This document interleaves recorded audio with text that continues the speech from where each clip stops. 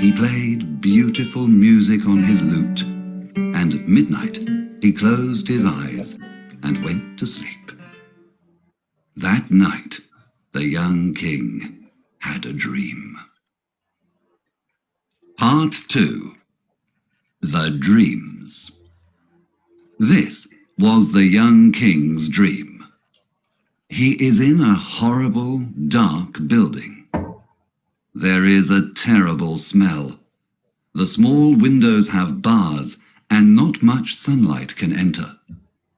But in the poor light, the young king sees lots of people working. They are making cloth. They are very thin. Their faces are hungry, and their hands tremble because they are tired.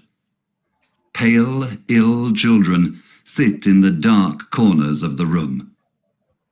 The young king watches them. Đọc cái đoạn này nha.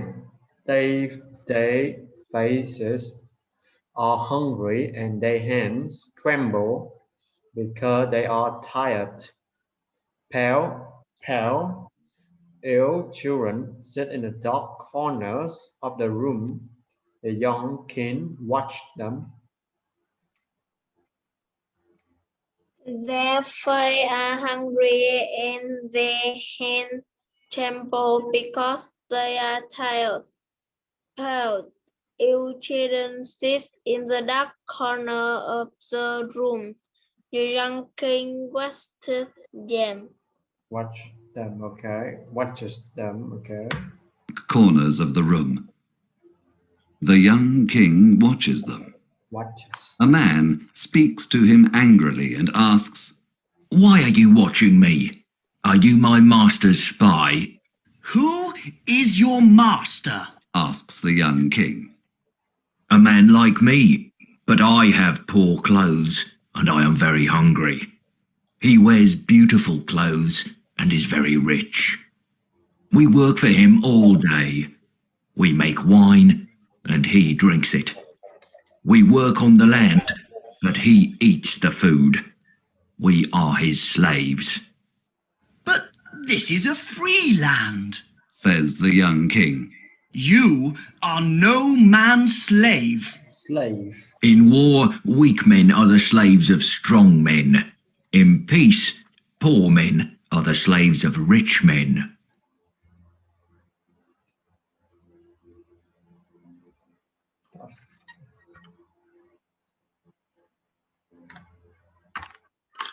Okay, đọc cái đoạn này nha. Okay, đọc lại nha. In war, weak men are the slave of strong men. In peace, poor men are the slave of rich men. In war, weak men are slaves of strong men. In peace, poor men are the slaves of rich men. Okay, very good. In peace, poor men are the slaves of rich men. "Are you all slaves?" Yes, the women and the children, the old and the young. Suddenly, the young king sees the cloth on the machine. It is gold. It's gold. The young king is terrified. "You are making some very beautiful gold cloth. What is it?" It is for the coronation robe of the young king. The man replies. When the young king heard this, he screamed and woke up. But then he saw the yellow moon at the window and soon slept again. He had another dream. This was his second dream. He is on a long boat. The sun is very hot, and 100 slaves are rowing the boat and working. The master of the boat is giving orders. He is black like ebony and has a red silk turban on his head. In his ears he has big silver earrings. Someone is whipping the slaves while they work.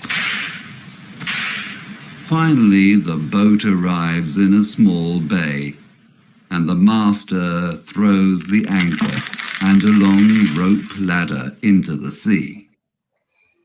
Some men take the youngest slave. They tie a heavy stone to him and throw him into the sea. Tie là cột nha chứ, cột nha con. Tie. They tie a heavy stone to him. Thấy không?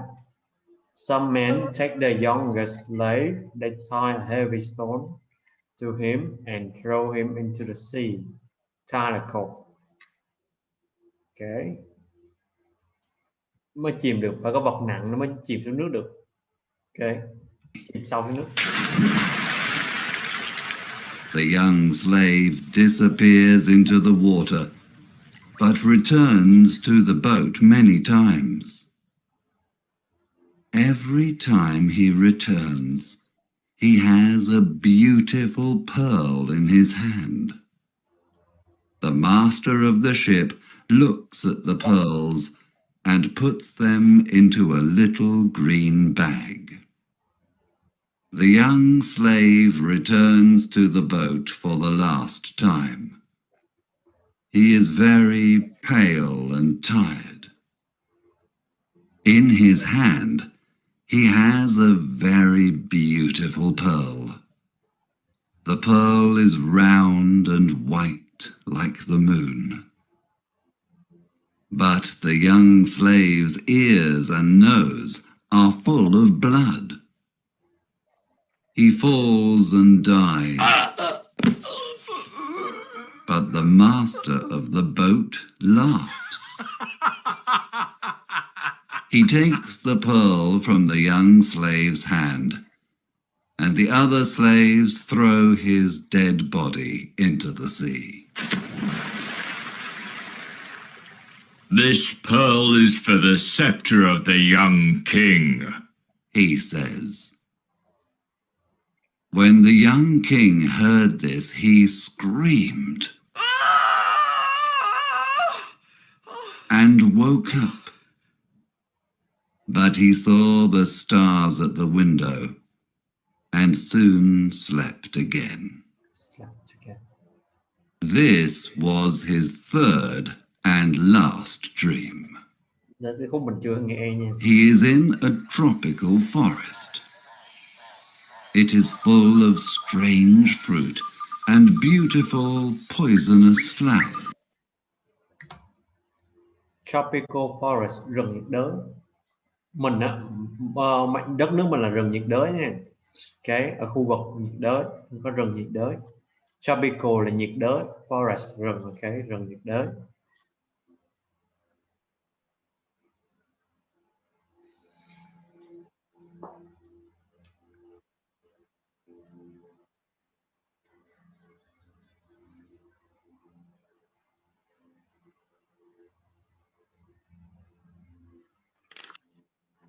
Okay. Poisonous flower là gì con? Bữa mình học cái từ gì? Poisonous flower là gì? Hoa như thế này. Hoa có chất độc ạ. Đúng rồi, về good. Okay. Con thử đọc cái đoạn này cho thầy con. He is in a tropical forest. It is full of strange fruit and beautiful poisonous flower. Ok, gần đúng, ok. Strange là kỳ lạ nha. Strange là kỳ lạ. Fruit là hoa quả. Strange fruit. Không có phờ nhưng mà nhẹ thôi. Fruit.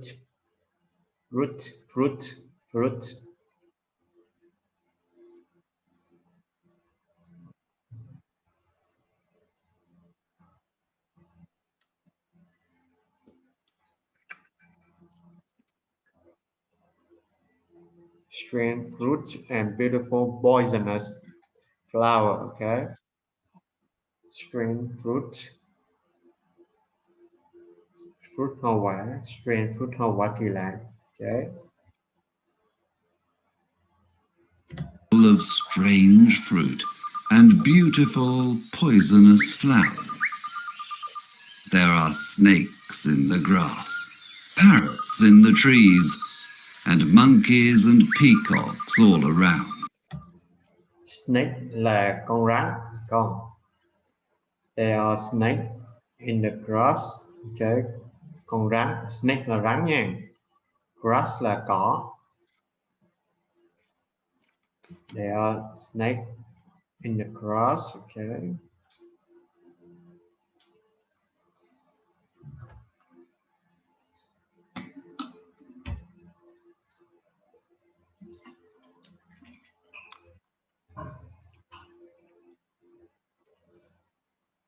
There are snake in the grass.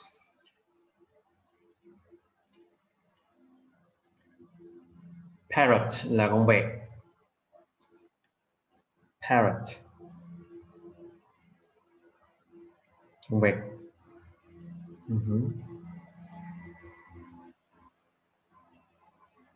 Monkey là con khỉ. Okay. Peacock là con công á, không biết con công không? Đợi con tiến để con ghi từ mới. Con về. Parrot, parrot. Con nhớ ghi cái cách đọc luôn nha. Parrot, parrot, parrot. Con. Okay. Parrot. Parrot. Monkey, monkey. Monkey.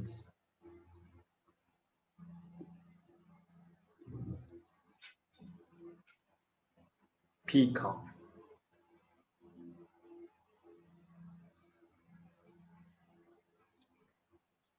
Monkey, peacock. Peacock. Peacock. Peacocks, con công.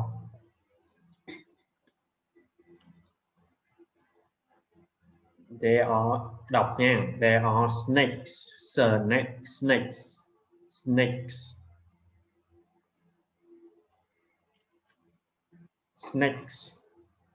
Snakes. Grass. Grass. Grass. Đọc nhanh là không có đọc G nha. Grass. Grass. Snake in the, grass. Snake in the grass. Đọc nhanh lên chút. Grass nhanh lên là nó không có chữ G nhiều. Grass. Grass. Đúng rồi, đúng rồi. There are snake in grass. Parrot in the tree. Parrot. Parrot. Monkey. Parrot. Monkey. Peacocks. Peacock. Đúng rồi. The young king sees lots of men working in a dry river. They are digging the ground and cutting big rocks and stones. Working in a dry river. They are digging the ground. Walking in the dry river là cái con sông nó bị cạn nước nha. Dry là cạn, khô. Dry là khô, cạn. Dry. Digging là đào.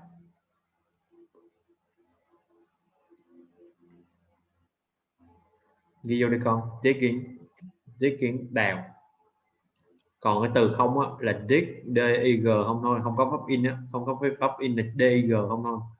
Dig, đào. Đúng. Dig đào.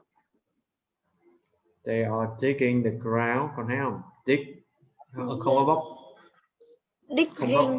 Digging là đào. Đúng rồi, nhưng mà không có verb in đó là dig thôi, ok? Một chữ G thôi nha. Một chữ G thôi. Dig là đào. Dig là đào, digging là verb in, ok? The driver là cạn nước. dry là cạn, khô cạn. Digging the ground and cutting big rock and stone. Rock and stone con biết chưa? Vâng, And cutting big rocks and stone biết chưa? chưa biết từ rock ạ. Rock là giống như đá đó, đá lớn đá nhỏ. Vậy rock and stone như nhau.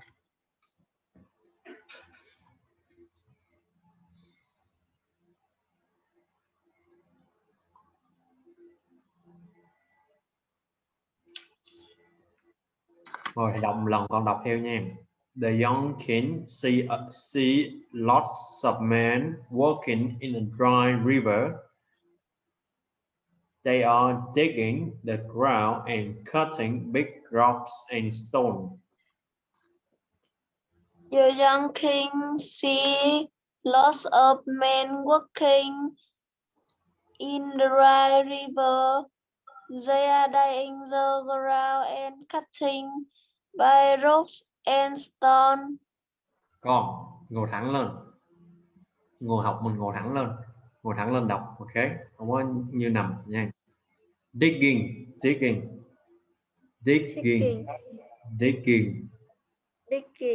đúng rồi đó, ngồi thẳng lên đọc đàng hoàng, ok. Mình đang ngồi học nha, ok, mình đang đọc chuyện thoải mái mà, đâu có học nhìn nặng đâu, đúng không? Ok, ít nhất cũng phải đọc cho thẳng thớm vô, ok, good. They are digging the ground and cutting big rocks and stone. Ok, tiếp nha. Ground and cutting big rocks and stones. Death and avarice are in a dark cavern. They are also watching the men. Death and avarice là cái tên, ok. Are in a dark cavern, cái hang, ok. Cavern. Cho thầy chút. Để thầy kiểm tra lại cái từ đó cho chắc. Cũng có thể là quán rượu. Cái hang đúng rồi. Cái hang lớn á. Đứng từ xa, từ trong cái hang tối, ok. Cavern giống như cái cave phải con, có biết từ cave không? C-A-V-E. Cavern nó là một cái hang lớn, a big cave. Cavern là cái hang lớn hơn, ok. Vâng, con biết từ Cave, đó. A dark cavern là cái a big cave, là một cái hang lớn. Nghe nó hơi kỳ cục như vậy. Dùng để miêu tả cái hang lớn hơn cái bình thường. Dark cavern. Đúng rồi, very good. Cavern, ok. Tiếp nha. Dark cavern. Death says to avarice, "Give me 1/3 of your men." But avarice refuses. No, they are my servants, She says. Death is very angry when he hears this. He sends malaria to kill 1/3 of the men. Nhà death ở đây nghĩa là tử thần nữa nha, chứ không phải là tên đâu. Tử thần. Tử thần, cái chết. Cái chết cũng gọi là tử thần đó.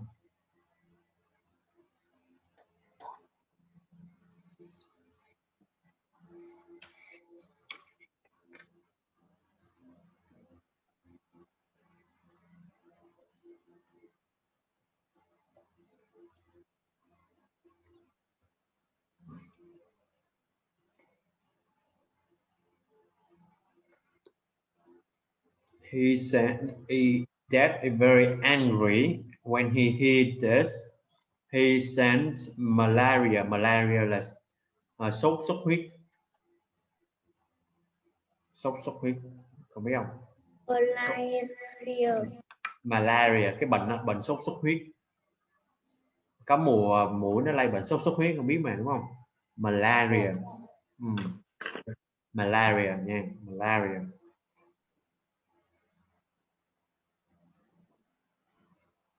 malaria. Cử tử thần cử bệnh đó, bệnh sốt xuất huyết giết 1/3, 1/3 nha, 1/3, one là 1/3 là 3 đúng không, là 1/3, 1/3 of the men. Okay. He sends malaria to kill 1/3 of the men. What have you got in your hand? Death asks. 3 grains of corn. But why are you interested? She asks. 3 grain of corn là cái 3 hạt thóc, 3 hạt bắp á, cái hạt tròn tròn á, 3 hạt bắp. But why grain ghi vô con, grain là hạt. Grain là hạt. Hạt. Đúng, hạt gạo cũng có grain of rice cũng có. Nói chung là hạt. Grain. Giống như đọc cái từ, đúng rồi, giống đọc grass nãy, đọc chữ G nhẹ nhẹ đó, đọc nhanh đó là chữ G nhẹ đó. Grain đó, grain. 3 grain of corn. Okay. Death says, Give me 1 grain of corn to plant in my garden. but Avarice replies, No, it is my corn. and she hides the corn in her pocket. Again, Death is very angry when he hears this and calls Fever. Fever, sốt, ok. Giấu cái hạt đó, không có cho tử thần. Okay. Fever comes in a red robe like fire. He touches 1/3 of the men and kills them. Now give me a grain of corn for my garden, says Death. No, never. Replies Avarice. Death is extremely angry and calls Plague. Plague. Dịch bệnh. Okay. Plague. Dịch hạch, dịch bệnh, dịch hạch. Plague. Kêu dịch bệnh là được. Ok, cứ biết là dịch bệnh là được. Plague. Plague arrives Khoan from... để con nghĩ từ mới. Quên rồi. That is... Replay dịch bệnh. Plague. Play là cái từ replay đúng không? Reply. Cái no never. Reply là đáp đó con, average đáp lại, trả lời. Reply trả lời. Reply. Còn play từ ở cuối là dịch bệnh. Đúng rồi, reply. Đọc cho thầy nghe thử. Reply. Reply. No, never. Reply average. That is extremely angry. Extremely.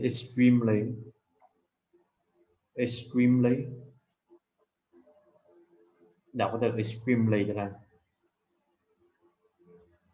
Extremely. Và extremely.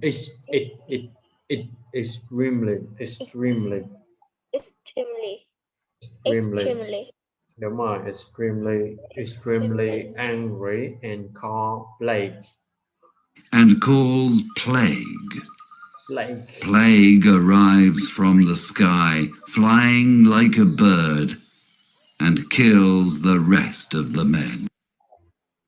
Plague arrive from the sky. Sky là mặt trời, ở bầu trời nha, bầu trời. Flying like a bird. Okay, flying like a bird and kill the rest of the men.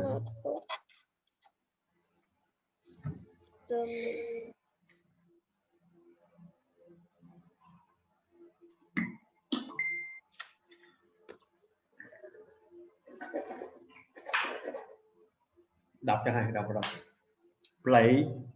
Plague. Arrive from the sky. Đọc. Arrive from the sky, flying like a bird and kill the rest of the men. Mời, very good. Avarice screams and runs into the forest. Scream là la hét nghe không? Avarice scream la.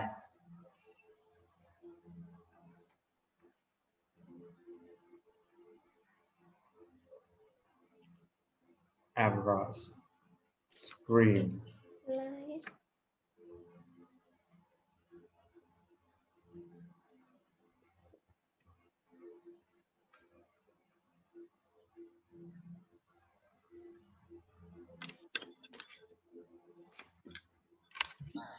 Đọc cho thầy. Avarice scream. Avarice scream and run into the forest. Mời. And runs into the forest. Death takes his red horse and rides away, fast like the wind. And then dragons and terrible monsters come out of the rivers and the valleys. Death take fast like wind. Okay. Take his red horse and ride away fast like the wind. And then dragon là con rồng của con. Rồng. And terrible monster. Con với vật tồi tệ. Terrible monster. Okay. Come out of the river. Monster là quái vật. Okay. Ghi vô. Okay. Dragon là rồng. Monster. Monster là quái vật. Monster. The valley là thung lũng nha. Đâu ạ? Chỗ nào? Cuối cùng valley. And the valley. Come out the river and the valley. Valley là thung lũng. Valley. Thung lũng. Okay. And the dragon. Đọc cho này. Đọc chậm thôi nha. Từ từ rồi. Death.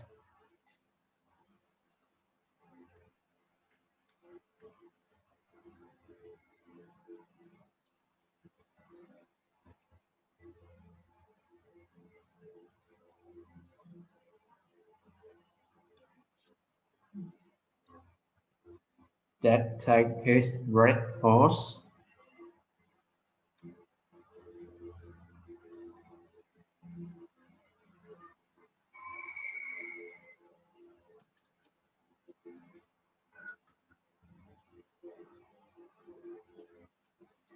Sao vậy con? Người con đọc hả thầy? Đến lượt con đọc. Death take his red horse and ride away fast like the wind, and then dragon and terrible monster come out of the river and the valleys. Valley. Okay. Very good. Okay. Ngon. Red horse. Cho ô nhiều. Horse. Okay. Horse. Monsters come out of the rivers and the valleys. Valley. The young king cries and says, Who were those men? What were they doing? They were looking for rubies for a king's crown, replies a voice behind him. The young king turns and sees a man in white. This man has a mirror in his hand. Mirror là cái gương nha. Có một cái gương ở trong tay. Okay. This man has a mirror in his hand. Okay. Mirror.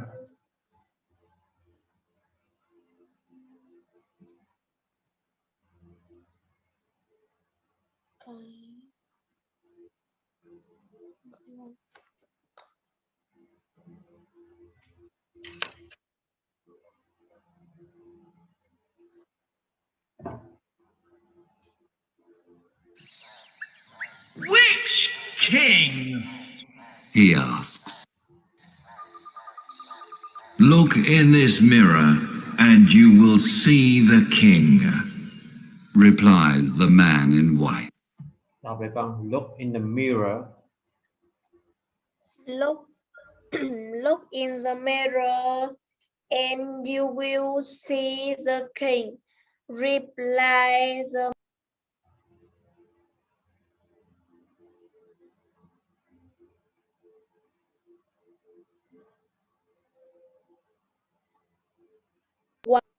okay. Reply the man in white. Đúng rồi, good. Ok, tiếp nha.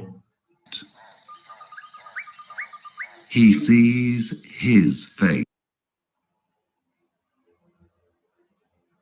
in the mirror, screams, and wakes up. He sees the sun shining at his window. It is his coronation day.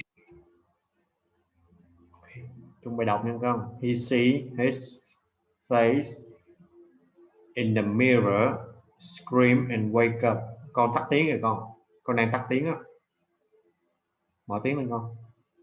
He see his face in the mirror, scream and wake up. He Đúng rồi. sees the sun shining at his window. Good. It's his coronation day.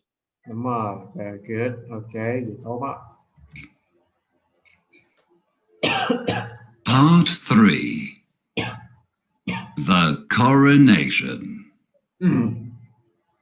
A servant arrived with the coronation clothes. They were extremely beautiful, but the young king remembered his dream. Để thầy đọc trước nha. A servant arrived with the coronation clothes.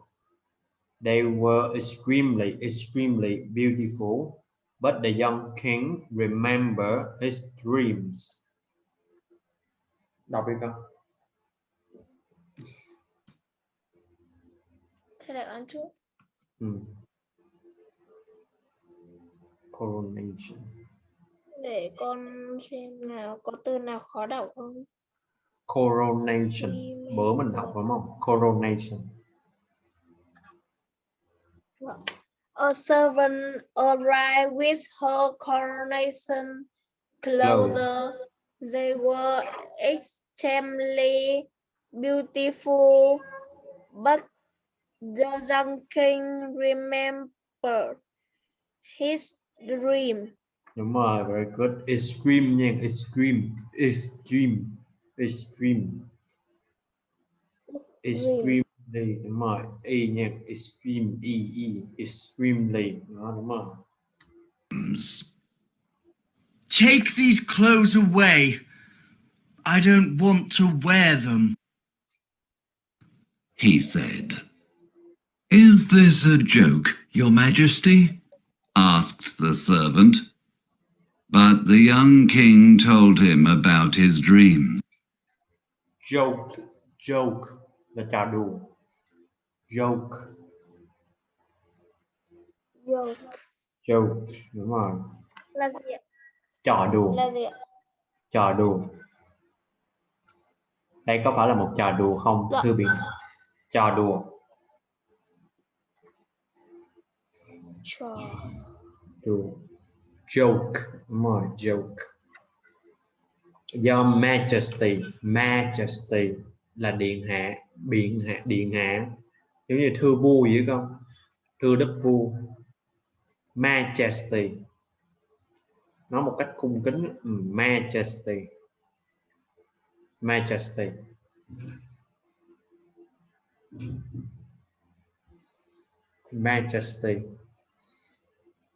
Majesty. Majesty. Majesty, đúng rồi. Đọc đi con, đọc cái đoạn này cho thầy. Vâng. Is this a Joe? Your Majesty asked the servant, but the young king told him about his dream. His dream, okay.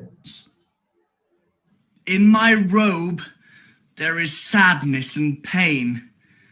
In the rubies, there is blood. And in the pearl, there is death. He said. Okay. In my robe, okay. Khăn tròn, áo tròn, okay. In my robe, there is sadness. In my robe, There is sadness there is sadness. and pain. In the rubies, there is blood. Blood là máu nha. Blood. Blood. And in the pearl, there is death. He said.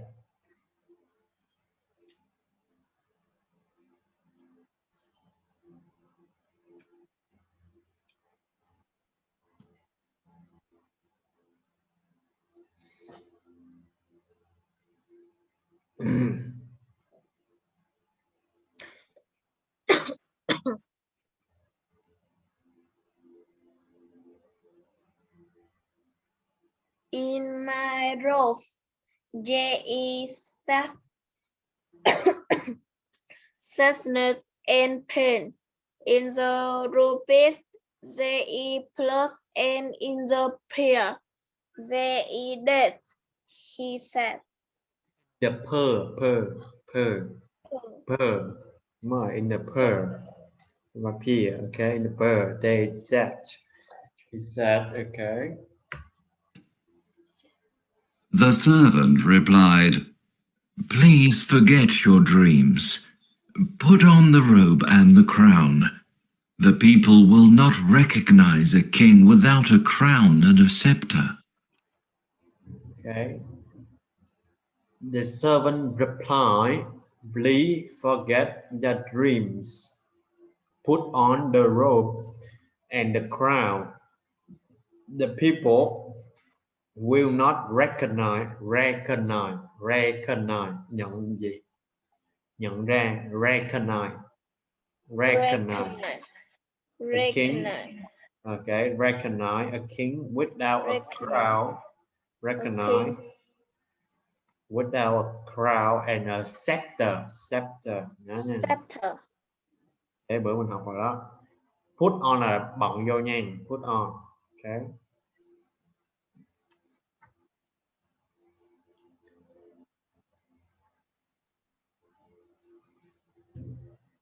Đọc đi con. The servant replied, please forget your dream. Put on your robe and your crown. The people will not recognize a king without a crown and a scepter. A crown. Không phải crow. Ao chứ A-O nha. Crown. A-O. Đúng rồi. Crown. Đó, đúng rồi. Recognize.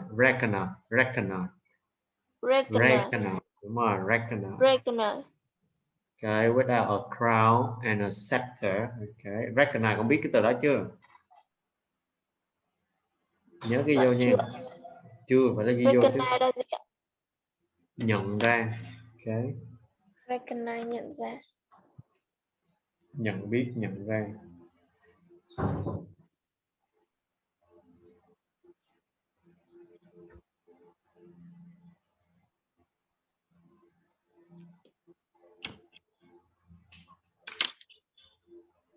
Okay.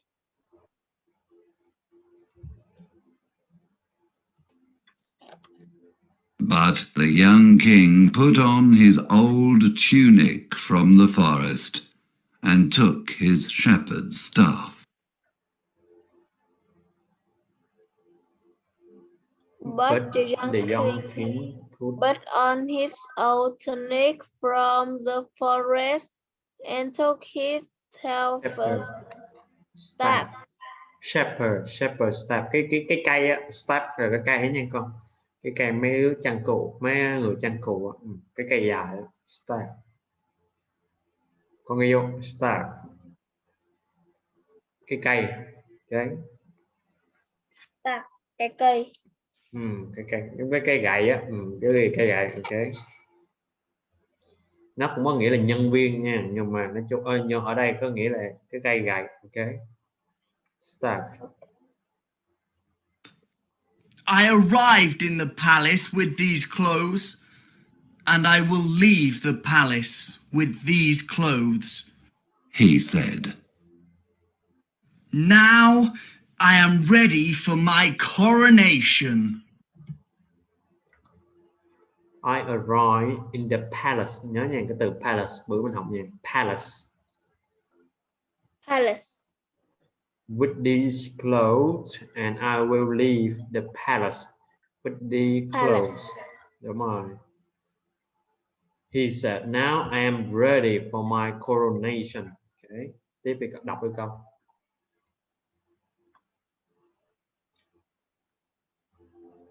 I arrived in the palace with the clothes, and I will leave the place with the clothes.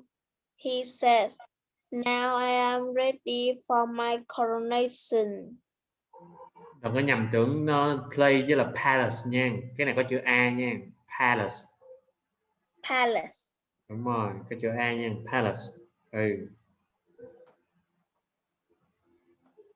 Now I am ready for my coronation. A servant asked him, "Where is your crown?"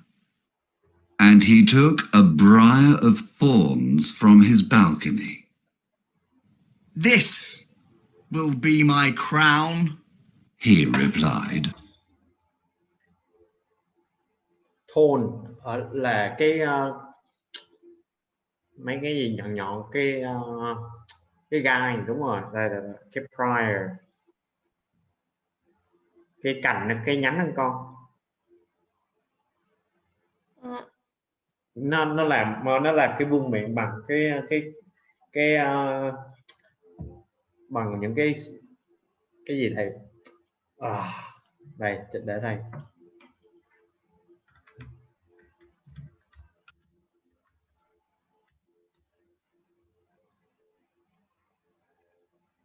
Nè, cái nhánh này nè, cái nhánh này nè, nó làm có hình tròn, nó xung quanh nè, đó, mấy cái cành cây mà nó có đồ nhọn nhọn như này, nó làm một cái hình, nó làm cái vòng tròn là thành hình cái vương miện, đó, hiểu với thầy chưa? Thorn là cái nhọn nhọn này nè, thorn là cái gai nhọn, đó, ok. Prior prawn balcony. Thầy không biết tiếng Việt là gì rõ, nhưng mà cái nhánh có gai. Đọc đi con. A servant asked him, where is your crown? Đúng rồi. And he took a briar Đúng rồi. from his balcony. This will be my crown, he replied. Very good, đúng rồi. Balcony là cái ban công nha. Ban công. Balcony. Ghi vô, balcony.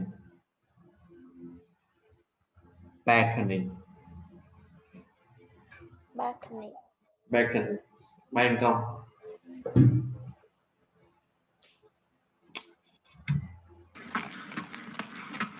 The young king rode his horse to the cathedral. The people laughed when they saw him. "This is not the king, but the king's servant," they said. Đọc đi con. The people laughed when they saw him. People laughed when they saw him. This is not the king, but the king's servant, they said. Okay, very good. The king, but the king's servant, they said. He explained his dreams, but one man was angry and said, Do you not know that rich people give poor people work? He explained his dream, but one man was angry and said, Do you not know that rich people give poor people work? He explained his dream, but one man was angry and said, Do you not know that rich people give poor people work? Người giàu cho người nghèo công việc. Okay. Look, it is difficult to work for a hard master, but it is more difficult to work for no master. It is difficult to work for a hard master, but it is more difficult to work for no master. Thà làm việc cho chủ nhân khó tính còn hơn là không có việc làm. Còn khó đó. Difficult. To work for a hard master, but it is more difficult to work for no master. Ok. Ok, thầy nghĩ bữa nay đến đây thôi. Ok, bữa sau mình sẽ giải quyết cho xong luôn. Ok. Bữa sau thầy sẽ dò bài lại nha. Thầy sẽ dò lại những cái từ mới, có những cái từ bữa mình học á. Nha. Ok, về nhớ học những cái từ hôm nay mình học. Ok. Chứ là nếu con rảnh con mở điện thoại ra con nghe lại nha. Nghe từ đầu cũng được. Vâng ạ. Ok, very good. Ok, see you on Friday nha. Goodbye con. Bye bye. See you next time. Bye.